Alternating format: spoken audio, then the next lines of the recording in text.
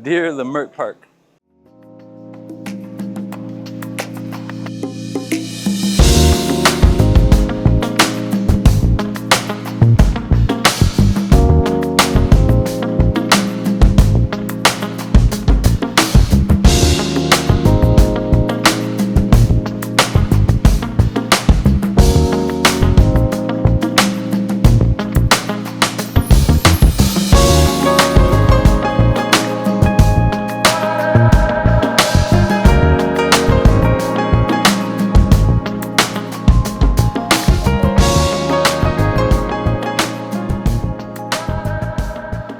We're here with artist, community organizer, Unyenz.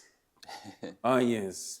I had the pleasure to meet this great man about a week and a half ago through a great woman I met named Cleo doing a rap show right here. Actually, my first time performing in a while. So tell us about yourself, Unyenz. I was born in Southern California, but my papa's a Marine, so we moved around like every 2 to 3 years. We moved somewhere new. And I went to high school, so I kind of consider myself like from Virginia Beach. I guess if I'm from anywhere, like my formative years, like high school, junior high school years were in Virginia Beach. And like a lot of my like thoughts about the world started there. So I came out to Los Angeles because it's always been my dream to be an artist in LA. And I came out in 2000 when life had left me few options in Virginia. I just figured I'd just drive cross country and come out to LA and see how things were out here. So I've been here ever since because I really like it here. I'm an artist. I've been an artist since I can remember. I started pursuing art hardcore when I was about 20, like with a intention to be the greatest who's ever lived. And then you get older and you realize like that's a weird thing there's no gauge for greatness, especially when it comes to art. It's all subjective. So I came out to California and just started painting and looking and trying to explore, looking for messages and words, like visual vocabulary. So when I got out to California,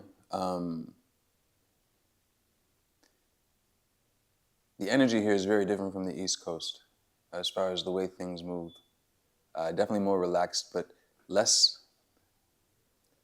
black in Los Angeles. Like in Virginia, you're black and you nod to other black people on the street. In Los Angeles, if you meet someone's eye, you pretend you didn't. Pretend you didn't. Like it's this weird thing, and everyone does it. Like I didn't mean to do it, but it started happening, and it's just this weird thing that I felt disconnected from a lot of things that I really felt connected to when I was in Virginia. And I wasn't in Leimert Park at the time, so I was just living in Los Angeles looking for a good place to fit in. And I couldn't really find it. I found a place that was like acceptable, and I stayed out in the Canoga Park area for a while. And then I heard about Leimert Park, and I heard about it again, and then I heard about it again, and I eventually came out here and saw what was going on here, and just like black people being black people, which was great. Like not just being like people, but being black people. And I think that's a lot of the things that people miss about Leimert Park that I really appreciate, that I don't know if you can appreciate anywhere else, or if you're from another culture or something, that if you could even understand what it's like to be a black person in this country and be allowed to be black, and not just be like, colorblind or like feeling oppressed or whatever like that. You're just black. You're here, you're liberated, you're proud, and everyone here can look at each other in the eye and smile and say hello, good morning, or grand rising.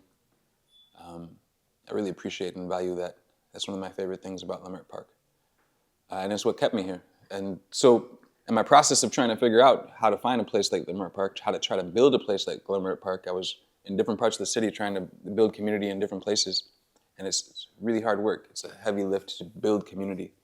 And while I was doing that, I was also exploring how different cultures experience their divine realities. Like when you're in your meditative state, or you're on your drug hallucination, or whatever it is you're doing to connect to the divine, how do you express that in images, you know? And there's been, over the millennia, different ways that people have expressed that, you know, from like cave paintings with hands on the walls to like cathedrals and stuff, you know? And I like the things in these cultures that are looking for these things. I like to find the places where they overlap and kind of peel away everything else till that overlapping place is the last place that's left. And that's what I like to try to paint about, is the common divinity of us all, you know, the thing that unites us. And so I was painting about that for a long while. And my daughter was born in 2003, and I tried a couple of times to pursue art while she was under my care, but it was a lot of stress on the family and like a lot of pain. So I just decided to just keep painting and worry about like getting my art out there later. And then when she graduated, I came straight to Leimert Park and found this gallery, got into the gallery, and I had like a show that was going to be like a 3-week show, or the 3-day show. It was just a 3-day show. I paid like $300 to have myself up for 3 days. And after the end of the 3 days, they're like, hey, you can keep your stuff up longer if you want to. And I was like, okay. And so then like after like a week, they're like, hey, you know, we really like what you're doing. You can keep your stuff up longer if you want to. And I was like, oh, all right. And then after like a month, they're like, hey, we really like what you're doing. You can keep your stuff up longer if you like. And I was like, all right. And then like eventually they're like, you can just stay as long as you want. You know, I was like, oh, all right, very cool. So I was here at the gallery for 2 years that way. And my natural instinct is to build community. It's just always that way for me. I don't know why. I come from a big family. And I think when I was a kid, a lot of times our family was like in this sibling rivalry kind of thing. Everyone was like kind of competing against each other. And I never enjoyed or understood that aspect of it. And I always wanted to have a cohesive working together experience, you know? Now my family, we're good. Everyone's not competing anymore. We're adults, but like, I wanted to build that kind of like a loving environment, like outside of my family, with like a group of people. And so like I'm always trying to look for that, I guess. But here in Leimert Park, I found a group of people, and the first year we worked, and we put on like shows, like twice a month we put on shows. It was like we had hip hop and art, pretty much is what it was, twice a month. And it was pretty cool. We had a lot of really great shows. Some shows weren't so great, but like, you know, like it was a really fast and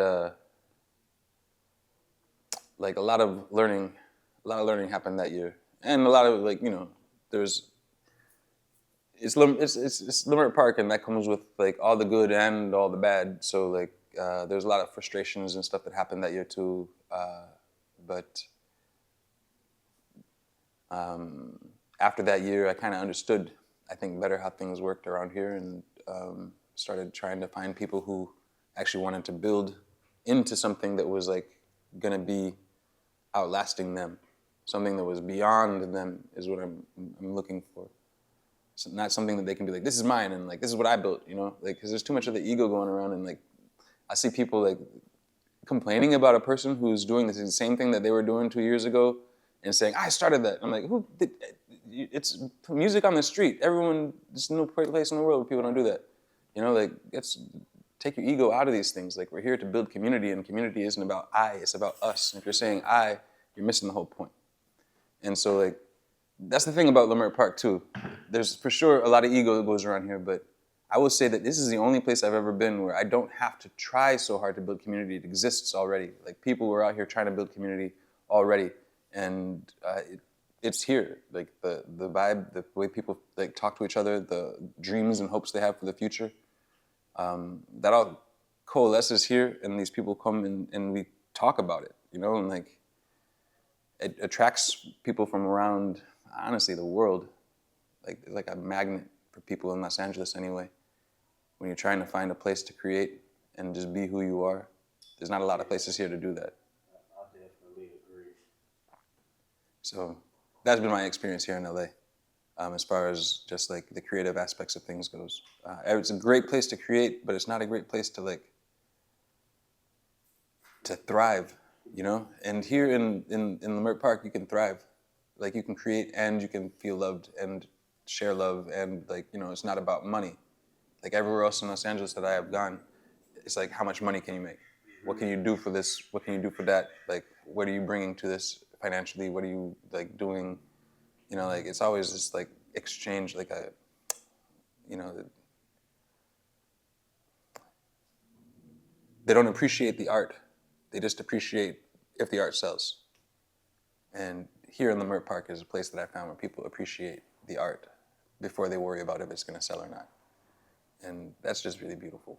Like as an artist, that's a good place to grow from. And I have grown leaps and bounds here in this place. It's been wonderful, just as far as artistically goes, finding new voices for myself and new expressions, and appreciating the things that I thought were just were unique to me are actually connected to my cultural heritage. You know, like if you like the fact that you can paint something and have no idea where it's coming from, and then have someone come by and tell you the story behind the painting. Like it's just, this is, I haven't been any place where that happens on a consistent basis. You know, like I'll just like channel an idea or whatever, how it comes, and then someone will come by and tell me about like, you know, Sekhmet, or tell me about like, you know, all these things that I paint about. And I've learned a lot from that experience too. So the thing about Leimert Park that is now kind of changing is like the whole gentrification aspect of things is coming through. And when people think about gentrification, I think a lot of times they think about like white people coming through and like displacing like poor communities of color. But gentrification isn't like that. It's trickier than that. It's like it's not white people, it's colonizing mindset. It's the capitalist ideas pushing into human interactions. And that's kind of like what's happening around here right now. Just like, if you're gonna be exploring things in art, here, it used to be you would have some support and it would be cool. Now, if you're going to be doing that, there's going to be a lot of suffering that comes along with it. And if you're not making money immediately, then it's not going to be something that people support. So that's kind of a change that's been moving. And so that being said, our style of art isn't really, and our style of community even, isn't really appreciated by the business owners and things in the area. And there's been a schism happening between the business people and the people on the streets for a while. And this gallery was kind of like the meeting point between those two things. Like we were in the building, but we were not of the building, you know? And so people from the building could come here and like meet. The first day I showed my art here, the day before that, they'd had a meeting here where they had addressed a lot of the community problems, and like leaders in the community who hated each other had come together to bury the hatchet, to say, look, let's start fresh. Like the things that have happened in the past, you know, we'll put those in the past and we'll move forward with like better intentions and better ideas. And that was one of the most beautiful things that could have happened for me, to come into a place to see healing happening in a place that I'm about to put my art. That's like, yo, like this is, I'm enthusiastic about being here. And so those ideas though, the gentrification, you know, it's a very powerful thing. And if you're not grounded in experiencing the divine, if you're not here to like bring healing for people spiritually, you know, emotionally, you're just here to help them financially, there's so much that's getting missed. And yeah, I'm sad today anyway. It's coming up on like one of the last days we're here at the Lion. The sheriffs are coming, they're gonna evict us. And it's like it's kind of like the ending of a chapter, for me anyway. I don't know what's gonna happen next, what next chapter is coming, but as far as Leimert Park goes, like I really love it here, and I'll be here as long as that community is here. But man, they're making it hard to stay. They're making it so hard to stay. But, you know, I don't know. One thing I'm here for is I know when I was called here originally, I was called here as a servant of the Most High. My daughter graduated and I was looking for a place to build and just to serve. And when I found Leimert Park, I was like, man, this is perfect. This is just perfect. And so everything that I did when I got here just reinforced things that I had done before that led me here, and then reinforced the idea of staying here. You know, like I couldn't afford to pay the $300 when I first tried to get the space here. And so there was like a lottery thing or a raffle thing that had happened, and I'd paid some money for a raffle ticket. And I never get raffle tickets. I don't gamble, but I just happened to win that lottery thing or the raffle thing, and it was like $500, which was enough to pay for the space and also get some supplies for the event. You know, so it was perfect. And I was like, wow, this is like really like synchronicity. Everything's working in rhythm, and when things start working in rhythm and when things start working in that flow, I know that things are moving the way they need to. And I'm pursuing that path of service when it comes to the Most High and His people. And so, like, I don't know, it's been interesting. And there's been a lot of opportunities offered now as to like where we're gonna go and what we're gonna do, but I don't wanna leave Leimert Park, like this village area. I really like it here. And I'm not exactly sure how it's all gonna unfold, and I guess I'll find out in a month or two how it does unfold, but right now the future is pretty uncertain. It's just kind of a wild place to be. It's kind of exciting, but at the same time, like, things could go different ways, you know. It could become Abbot Kinney, which I don't know if you know about Abbot Kinney, but Abbot Kinney was a place that was historically black, and then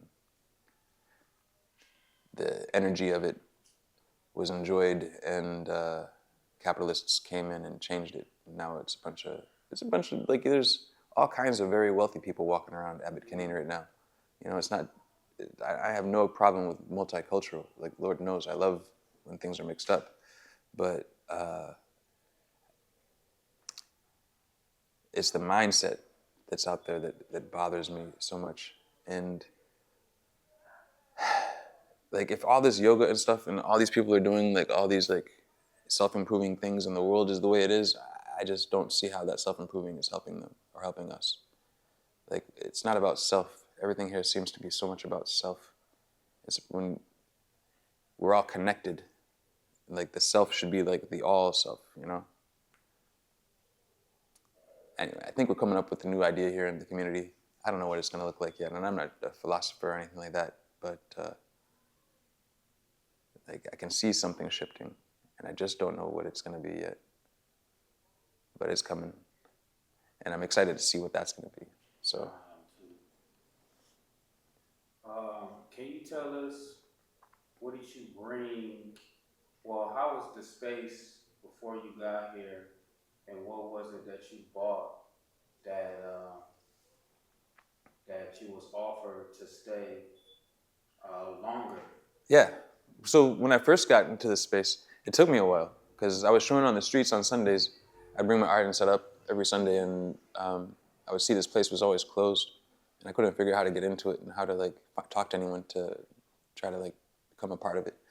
And it took a while, but I was persistent, and eventually came in and talked to the person who was curating the shows at the time, and they said that I could have my own show, and I was like, great, you don't need to talk to anyone. And they're like, no, you can have your own show, I guarantee it. I was like, all right.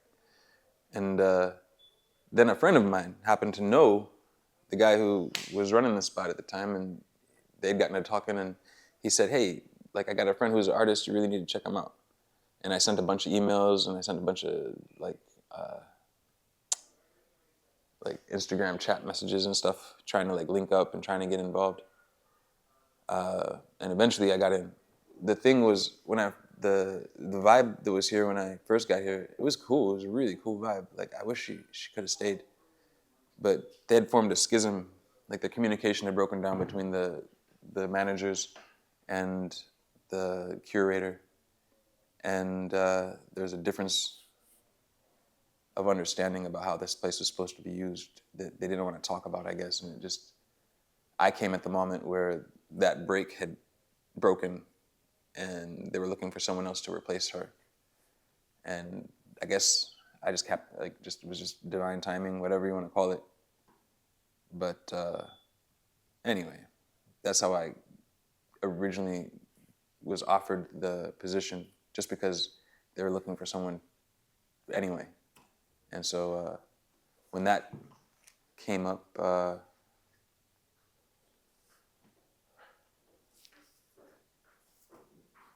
guess let me see. We do a food distribution thing here every Sunday. So we feed the community. We bring enough food for them to get through to the week, just like a week of enough. We try to get enough anyway to last the whole week, and usually we do a good job. But we do a food thing every Sunday, and I started helping with that. And I was helping with a couple other food things around in the communities. And I guess that is why, that effort and working with Black Lives Matter, and I work with Black Lives Matter too. I should say that. Every Wednesday, I go do a chalk drawing about someone who was killed by police violence in front of the LAPPL, Los Angeles Police Protection League. Those are the lawyers who defend and support the cops who kill people. Like killer cops don't have to face repercussions because of the LAPPL. And they don't want any cop to ever have to worry about killing anybody, because they want cops to always feel free to kill as much as they need to stay safe, So anyway, the LAPPL, I do a drawing in front of their place so that they can have a visual reminder in front of them of the people that their policies are actually hurting. And the work that I've been doing with them also ingratiated me, I guess, with the gallery, because they're like, hey, that's good work too. So I just try to do good work all day long. I try to make art all day long. I'm not a complicated person.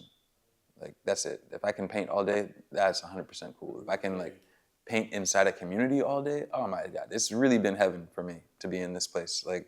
Everything that I've ever wanted as far as an artist is here. I haven't, it's been beautiful. So I'm excited to see what comes next, because God usually doesn't downgrade. So, but let's see. Do you feel that it's possible that you've been pushed out of here? Oh yeah. Okay, so that aspect of things. My style of art is what it is. It's not high class. It's not it's just me, And I'm not super fancy. I'm not dirty or anything either. I'm just me. I'm just observing the world. And one of the things that happened a few times, I guess, while I was in this place was the people who run the building, the Bo Cult, Black-owned, operated land trust, community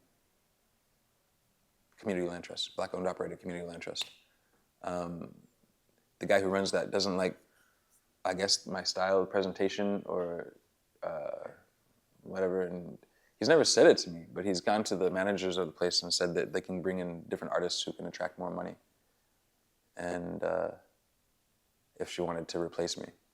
But he's never said anything to me about it, and it's just weird. And then you have the idea of, I also like to cultivate things, so if a plant starts growing outside, I will cultivate and nurture it. And someone had thrown some ganja seeds around, and so I was cultivating and nurturing them. I had tomato plants and avocado, we had cucumber. We got a cantaloupe we're about to open up today. There's so many things that have grown here, but one of the things that had grown here was cannabis. And the beautiful thing about it here is that if you're growing a cannabis plant, it will never actually flower because there's so much light at night, because they try to keep people away. So these plants were growing, and they're just growing, and they decided that because kids could see the ganja plants, that was he was like almost in tears when he was at this meeting, telling me that, he was like, Unyenz, you were growing marijuana plants where kids could see them. And I'm like, yeah, where else? Why? I don't understand why people are afraid of things. And like what they're so protecting kids from. Like if you're gonna smoke ganja, why would you hide ganja? Like if you're gonna do something you're ashamed of, I don't understand. It confuses the heck out of me. But people always want to hide kids from the things they're doing. And I'm like, yo, then stop doing the things if you're hiding them from kids. It's very weird. I don't get it. But however it goes, they were very upset about that. And so that was one of the things that kind of like pivoted them against me. And the way I do the events we do here, like we're outside, we're inside, we're having fun. There's like people like, you know, dancing, there's people like freestyling, there's always a cypher going on. And there's always action, there's always movement. And so there's always, you know, bumps, contacts, confrontations that happen too. So things get a little, you know, loud sometimes. And one of the most consistent things that I've had people talk to me about when I'm here doing events is that they don't want to scare away the white people. And that mentality to me is what is going to kill Leimert Park. Like, Right. Like making things like acceptable and palatable for our Caucasian brothers and sisters to come through. You know, I only want the ones to come through who accept us as we are. Like, you can come through, everyone's welcome. That's the beautiful thing about Leimert Park, everyone's welcome here. But just accept us as we are, don't try to change us, you know? You're not, you know, some like savior coming in trying to rescue the poor people. Right. Like, we're here because we love being here. You know, I could go anywhere in the country, like around the world, I could go anywhere. Like, I'm not limited, but I love being here. And so like, everyone else I've talked to around here is the same way. You know, we all felt called. We all felt like the mission to build here. So, like. That's interesting because those type of white people are scared when they see us. Yeah, it doesn't matter what we're doing. Yeah, We can't do anything to appease their fears. Just coming or just walking around the corner, that type of white person would see all of these different black vendors out here and turn around because they're scared. Yeah. Don't have to be nothing going on. It just sounds like a combination of really trying to figure out a way, a passive way to get you out of here, which, okay, with the marijuana plants and just black people just having a good time. Cause I mean, I was here to perform, and there was no confrontation. It's just black folks doing what we do. You know, we get together, we have a good time. That's part of our culture. Yeah, and sometimes we get loud, and Yeah. and that's a lot for a lot of the folks. They're like, you know, We that's get passionate. We got Yeah. soul. That's who we are. that's where creation happens. Yeah. So, yeah, it's one of those things that I don't know if they can stop it, but they're gonna try. And so I'm curious to see how the community reacts to all these things they're coming up really soon. The Vision Theater is being opened up across the street sometime soon, and with that, they're gonna try to have all the other, like the metro has a spot over here that they're gonna try to big up, and like they're gonna try to glow up the whole area and make it look like a movie set.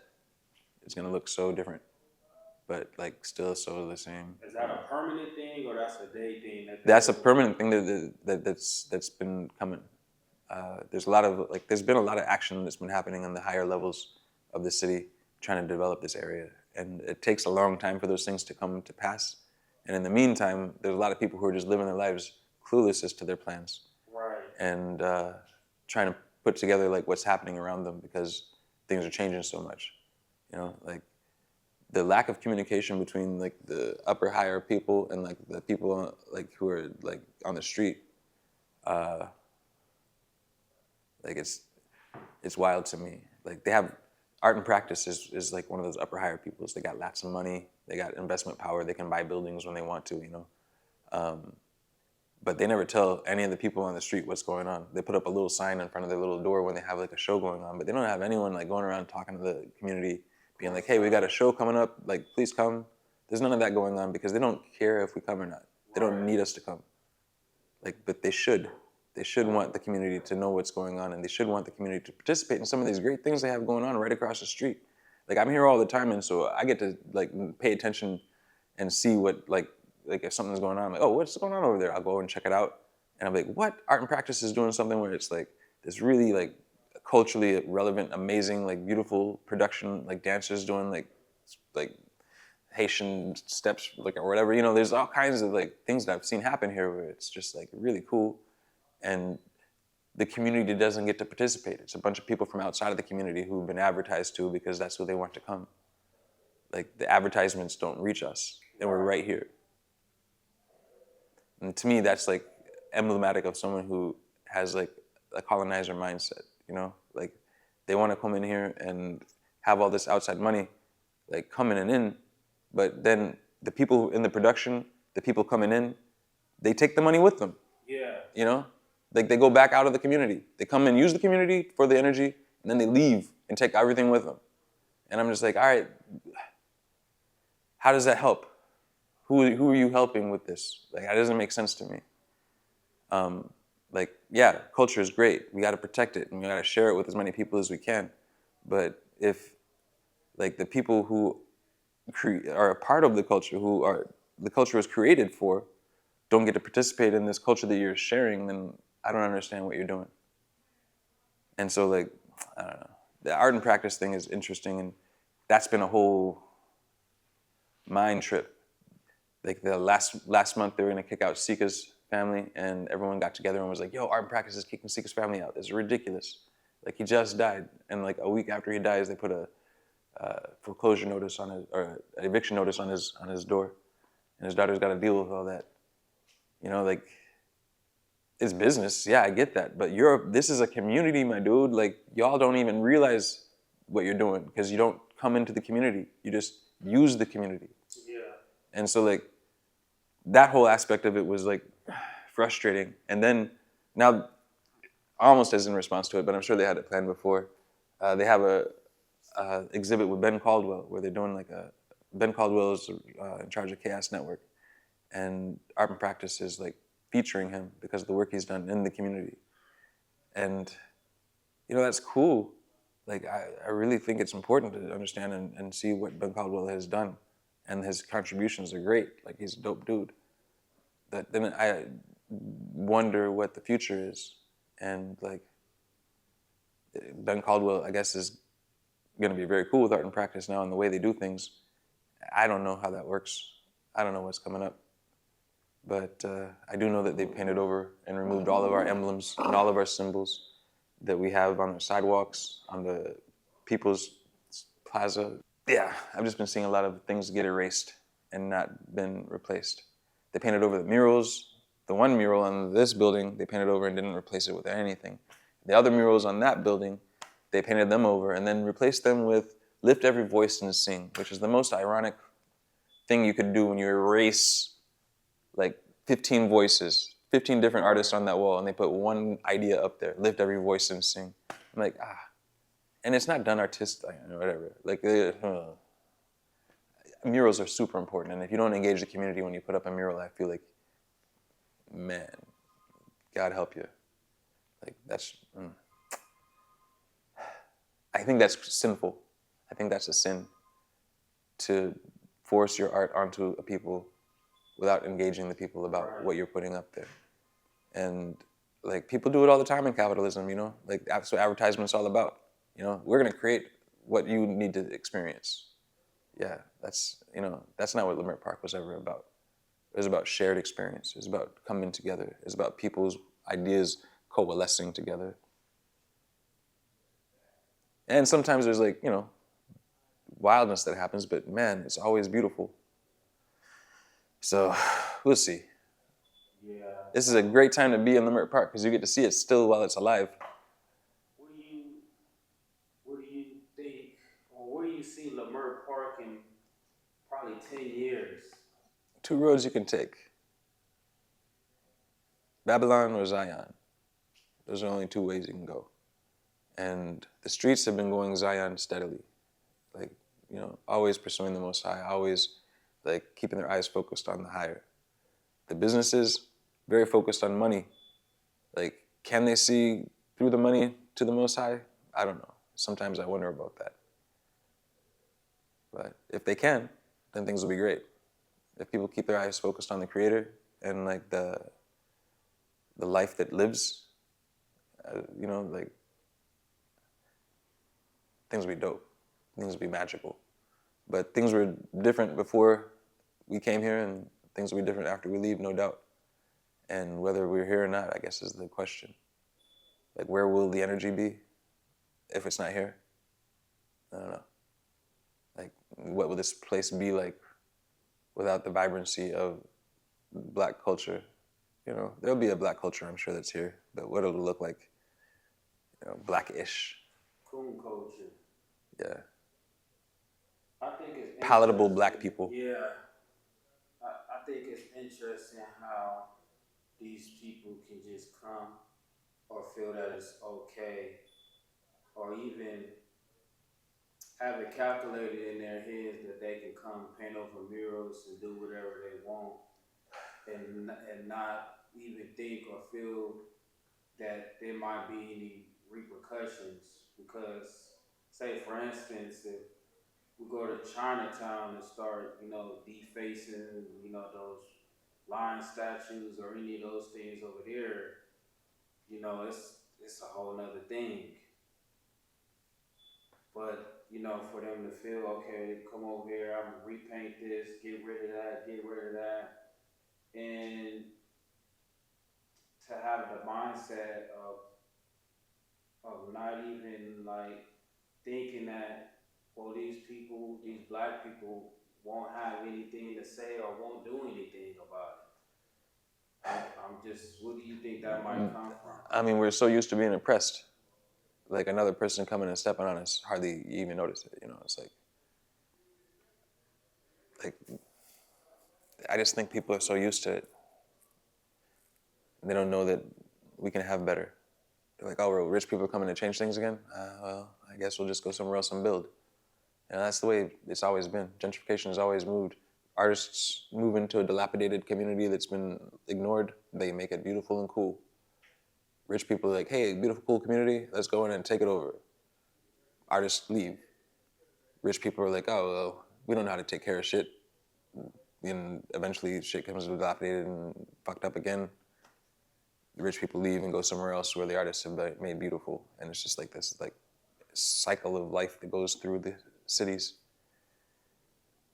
But like as far as like how to avoid that from happening, that's a tough one, man. Like, how do you stop rich people from wanting beautiful things that they didn't create?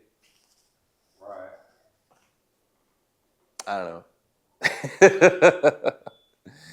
Like, if rich people would just create their own shit, I think that would be really cool, you know? But they're just so busy creating money, and that's all they can see. I don't think that those people, they're not in tune with God to even have anything creative to stand on their own. Man. You know? I got on a plane the other day. I went to Florida, and on the seat next to me was this lady, and she was telling me about how she had gone to a convention, and that's what she was in town for in Los Angeles. She was living in Florida, and she came all the way from Florida to Los Angeles for this like convention, like a self-help seminar kind of style convention, where some guy was on stage, and he's like a famous guy who's like a self-help dude. I don't remember his name, but he was talking about how he wanted to be in the Olympics, and his dream was to be an Olympic athlete. And he had done all these things to achieve that dream, but he has yet to achieve it. And time is growing short on his ability to be able to do that. And so like, he was, in his attempt to manifest that reality, he went through a performance on stage where he received a medal, like an Olympic medal with the, like playing in the background. And she was like, it was so beautiful, we got to experience it with him. And I was like, how much did you pay for this experience? Like, what are you people doing with your money?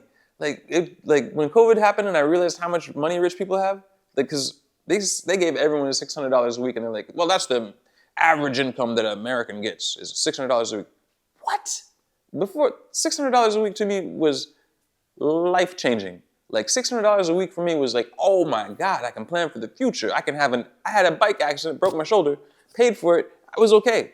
You know, like what the fuck, $600 a week, dude. Do you know how that changed my ability to perceive my own worth? Like, I was just like, yo, like, as far as like finances go, like, rich people have been getting over on folk just by creating a lower idea of what money is, like making you think that like $30 an hour is a lot of money. Like, whoa, like, oh my god, like it's so wild to me. And so like you have all these people making around the same amount of money that I am making, and to think that how much more money people are making to make that $600 possible when I was like around $200-300 a week, that was just like, man, it really woke me up to how disparate things were. You know, how unconnected we are from like ourselves when people up here have all this money and people down here don't have thing. You know, we're surviving, everyone's surviving, but these people can like seriously do like anything they want to, like financially go anywhere they want to, like take a trip like at a drop of a hat. Right. I'm watching movies and stuff, and I started like seeing that, and I was like, I never, like, you know, oh, an emergency in like Virginia, I gotta go to Virginia, like a drop of a hat, fly to Virginia. I'm like, how do you do that? Like, but people have a lot of money, man, and you know, a lot of people don't. A lot of people are just like building culture, you know, rather than building all that money. And I don't know. When money, I guess, trumps culture, I feel like that's where things fall apart. Like it should be people in this community should be valued because of the culture they bring, you know, not because of the money they bring, because of the understanding that they have. Those are the people in this community who, and this community are valued, but are not valued by the people who are coming into the community and trying to build a new community over top of this one. It's interesting because how I see is the culture that we bring does bring the money, but then you know people just come and capitalize off of it, or instead of figure out how can they put money into it, it's more so of to go and grab someone that kind of look like us to turn it into something else. Put a spigot on the thing, yeah. So they can just drain it out. Do you think? How do you? Since they built this metro, this metro thing, it's a stop right here, like right around the corner from Leimert Park. What different did you like? Kind of the changes did you see? I mean, so far the only changes have been in the amount of oppression that's in the area. The metro is not completed yet, so it's not really functioning to bring people here yet. They opened it up and like they're like, it's gonna bring so many people, but they haven't finished it yet. So like it's not. It's only like I mean, it's not. People aren't coming yet. Just long story short. And when they finish it, it'll be easier for people to get here. But right now, it's still kind of awkward. It's just a little bit awkward. And awkward is not something that promotes business. Right. Yeah. Of course. I mean, not for white people. But what happens is they're gonna open up there's gonna be a stop over here, and then another thing like a metro place where they like have another like entrance or exit, whatever, and they're gonna have like a statue park and like all these other things they're building. They're gonna have like the streets are gonna be painted and shit. There's gonna be people patrolling at night between the metro spots, like making sure that no one's like, I guess, messing up the metro stuff. Loitering. Yeah, or just making people feel seen, so they don't do too much weird stuff, I guess. But those are some of the changes that the city is bringing, and all the people who are watching those changes happen know that that's going to be bringing more foot traffic, and more foot traffic means more money, and more money means that they're trying to get their nets ready to go collect all that. Do you talk? The Olympics is coming here. Man, yeah, all that stuff is coming. I don't even know what they're gonna do about the homeless folk. Do you think they're trying to wipe this out before the Olympics come to have this as a place to, you know? I mean, I guarantee, yeah, they're gonna try to. I mean, every aspect of the city when the Olympics come, all the people who are hungry for money are gonna be making moves to make more money and catch as much as they can when it happens. You know, like that seems pretty normal as far as like things go. If you know what people's motivations are, you can predict what they're gonna do. Yeah. But you know, like the Olympics coming also means there's people from like around the world that are gonna be focused on here. So if you're an artist, getting those eyes on your work, getting the message out, you know, that's opportunity as well. So like I don't want to fight against progress. I don't want to fight against the future. But if a wave is coming, I do want to figure out the best place to put myself on that wave to ride it. You know, so in Leimert Park, like as far as art goes, there is still a lot of work to do here. And one of my objectives when I moved to this area was to build like a art renaissance of sorts. You know, like a rebirth of like a focused mind on a style of community that fosters art. And then those artists can go out into the world with the stamp of Leimert Park. Yeah, I'm from Leimert Park. I'm a Leimert Park artist. Right. You know, like a Harlem artist, you know, back in the day especially, like that says something. Like I was doing art in Harlem back in like Renaissance. Like, you know, like those folks, when you talk to those dudes, like those old folks who've been around for that long time, man, the ideas, the way their teeth cut into that whole art world, like, it's not happening right now. And I want to see it happen. And so I'm pushing. This is where I'm pushing right now anyway. And wherever I go, I'll be pushing for it. But yeah, I want to see groups of artists coming together to push and promote each other and create something that the whole world can take note of. And that's not necessarily to do with money, but like if you're, you know, speaking truth and like pushing for authenticity, like coming up with stuff that's original and like dynamic, money will come, you know, like, but that's not, if that's the objective, you'll never achieve the art. So it's one of those things, man. Like, I think the age of pop art is kind of over. And the idea of people making art to just like kind of make money. You know, rich people, you know, that's all they see is commodities. But the real people, the people who have not lost their humanity, they'll always need actual art. They'll always need authentic pieces from authentic people asking interesting questions. So, anyway, we'll see. Like, things are unfolding. Things will unfold.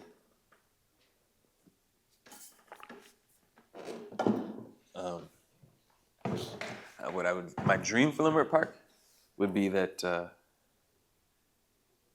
we unite the streets and we just create an outside event that it can withstand any of the attacks of the business people who sit there and think that we're driving money away from the area. But an outside event that attracts people to the area that we have on a regular basis, that people come here when they know they want to heal. People come here when they know they want to experience like joy. People come here when they want to feel loved, you know? Like I want to create an environment in this area where people know they can come for healing. And it's here, it's already here. It pops up here and it pops up there and then like gets stomped down. Like I want to create it so it's unstoppable. So that's what's coming, I'm imagining. But love that. Would you mind, you know, just taking us around the gallery and you know, explaining some of the pieces? yeah, no problem. I definitely paint from different sides of my brain, like for different paintings. Some paintings are like really emotional, and some are just documentary, and some are like this cerebral idea I have of like trying to understand the divine and the connection between all people. Those are like the three things I usually paint about. And it all starts with the composition. Like I'm all about creating strong composition. But like this is a piece I did at I did a live painting, and it was at a community center across the street behind McDonald's. But it was about the joy I feel, the freedom that I felt, and the warmth of this lady's love. It was just a wonderful moment. Like, love can really open up a lot. And when you open yourself up to love, you allow your mind to expand to wider possibilities. Mm-hmm. And that's pretty much what that piece is about. Sometimes I'll do pieces like this, which this is 2020 vision. That's what I call that one, because it was just in 2020, that was like a wild year. Anyone who has been alive during that year, I think will always remember 2020, because so many things happened that year that were traumatic and beautiful and terrible. And this is how I kind of put it all together and dealt with it. I would just come home and I'd work on this for a while and try to like cool my brain out, try to like calm myself down. I see some black faces in there. I see some eyes. Can you kind of explain some of that? I see some hands. Oh my God, this is amazing. Yeah, my oil pieces usually take a while. Anytime I do an oil painting, I have to think about it a lot. Like even before I put down the stroke, I have to think about the stroke and like make sure the vibration is right. And on pieces like this, it's more of a feeling has to be right. Like, and I look for the feeling before I can put it down. I have to align myself with my intention and then make a move when the rhythm is right. And that's like one style of painting. Then my oil paintings tend to be more like this piece right here I did on, it's death. It's death's door is what I call it. But I did a whole series of pieces on the idea of death and people's acceptance of death and like what do you think happens after you die? Like the idea of like just what death means to me.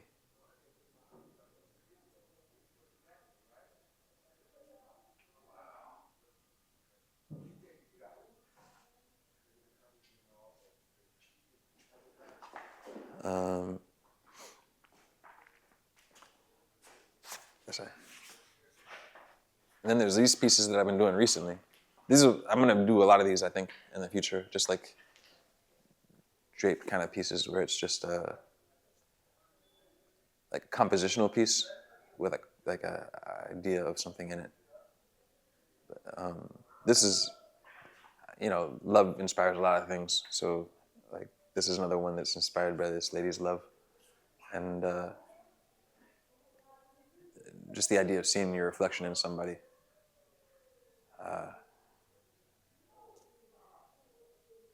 And the peace that comes, I'll flip this.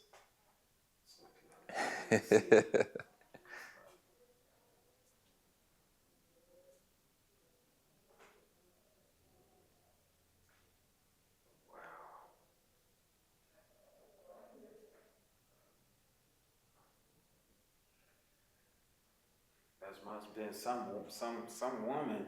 Yeah, she's cool. Yeah. That's great.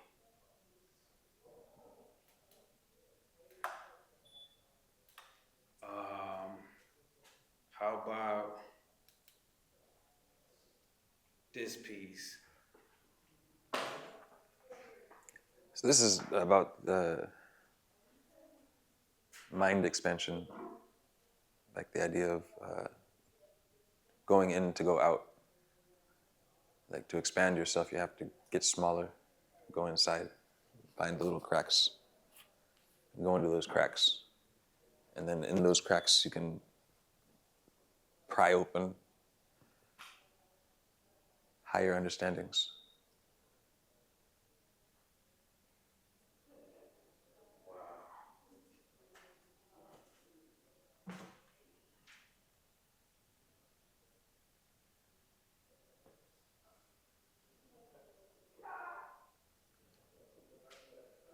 What about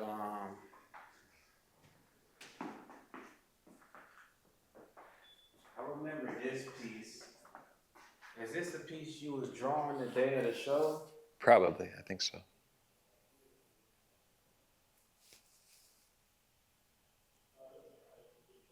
Yeah, sipping from the knowledge.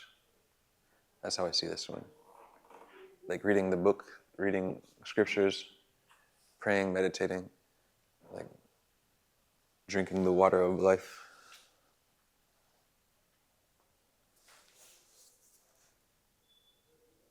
Wow. And what about this one to the right? Yeah, sometimes I just paint a vibe. Wow.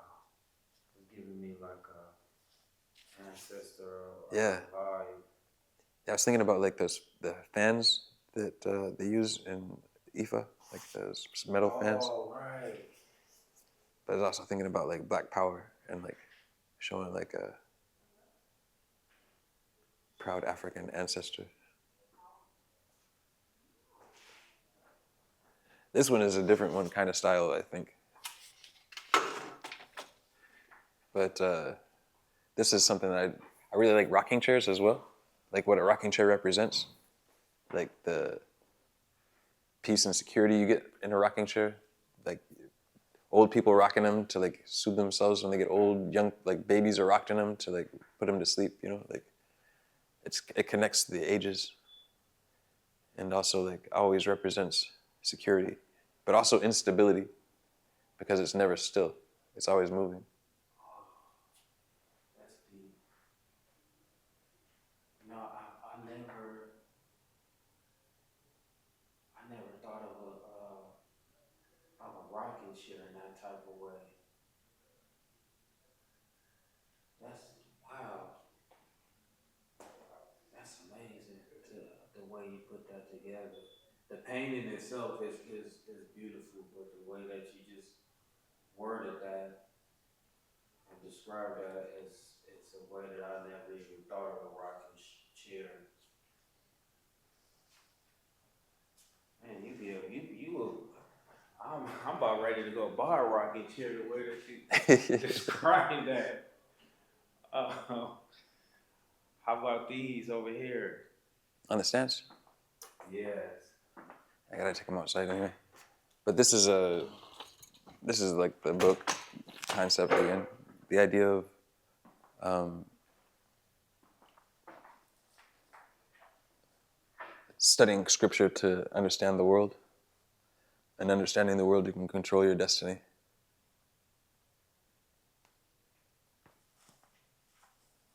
Now I see, now this place is called the Lion, and I see a lot of lions. What is the story behind the lion? I mean, the lion. It was called the lion before I ever got here. Oh, okay. And I painted about lions before I ever like had the. Hold on a second. Hello. What was the question? About the lion. Oh, the lions. Yeah. Yeah. I'm a Leo, so that's easy. But also, the Lion of Judah is another term for Rastafari, and Rastafari is how I came into my understanding of myself as a man. Like the fact that I am not descended from slaves, but descended from like humans. You know, like I don't know. When I was a kid growing up in the Marine Corps, every school you go to, no matter what state you're in, they always just when they teach you about your blackness, they just say, oh, all black people were slaves. Like, oh yeah, every black person you see is descended from slaves. So like that was like the whole mentality of the way people did things and the way I was taught about it. And when I learned about Selassie and I learned about like Marcus Garvey and I learned about like, just my own history, it was through Selassie that I learned that. It was like Bob Marley's message led me to Selassie, and Selassie led me to acceptance of myself. And that's some of those that you have, those paintings of Selassie. Yeah, and Empress Menen. Can we Well, I'm gonna bring them. I gotta bring everything outside anyway. So. Oh, okay.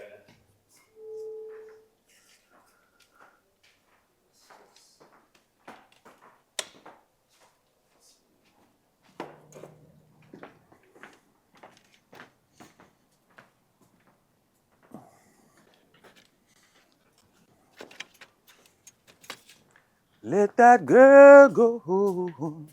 Let her go back home. She's underage. Not meant for the preacher. She's only a dusty road. See the street corner, so yeah, she's the one little girl my mother ever had. And I'm the one little son my father had.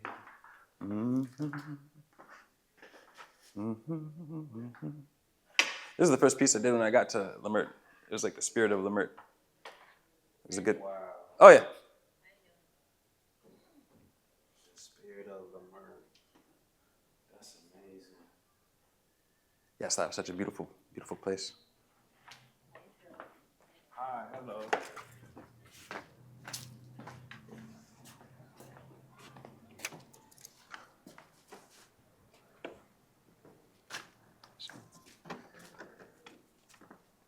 That's dope. This is your studio? Mm-hmm. Well, my gallery, I guess. Oh, yeah. For the next couple of days, anyway.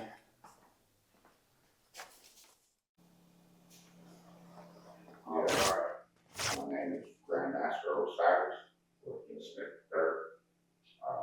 Picture means to me a very nice likeness of me. It reflects years of dedication, workmanship, and artistry which you can see various places, different everywhere in kendo sport or sport fighting in general.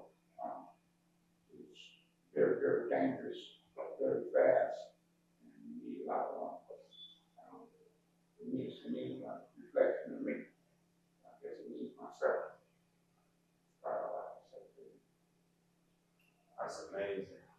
How about you, Onion? What can you explain on what it means to you to paint this?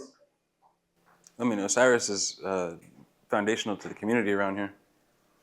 It was like an homage to his efforts in the area as well. You know, like not just building himself, but also building the people around himself. So, I mean, being a Grandmaster, that's like it's not something you just, like someone, like you can't just call yourself a Grandmaster. People have to call you that, you know?